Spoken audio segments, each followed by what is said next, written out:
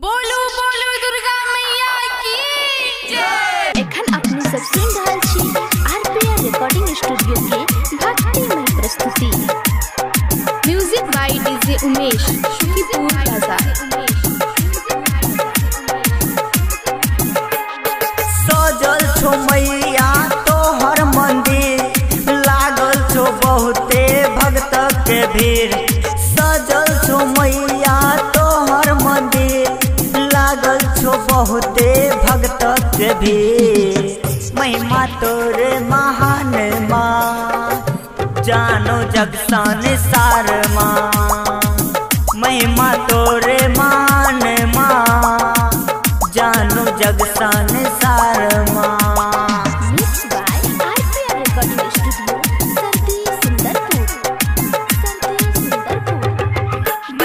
DJ Umesh Shukipur बाजार। तोरा दुआरे मजे भी आबै छो, खाली कियो न जाय छो। तोरा दुआरे मजे भी आबै छो, खाली कियो न जाय छो।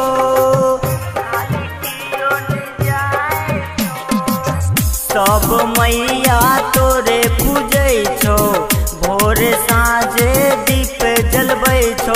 सजल छो मैया तोहर मंदिर, लागल छो बहुते भक्त के भीड़। महिमा तोरे महान माँ, जानो जग संसार माँ। महिमा तोरे महान माँ, जानो जग संसार माँ। Mix by RPR recording studio Sardi Sundarpur. DJ Umesh Shukipur बाजार। सब हक के आसे माँ तू ही पूरा बे, जग जननी कहाँ बे। सब हक आसे माँ तू ही पूरा बे, जग जननी कहाँ बे।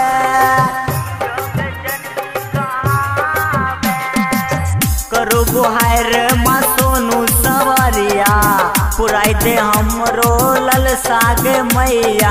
सजल छो मैया तोहर मंदिर, लागल छो बहुते भक्त के भीड़। महिमा तोरे महान माँ, जानो जग संसार माँ।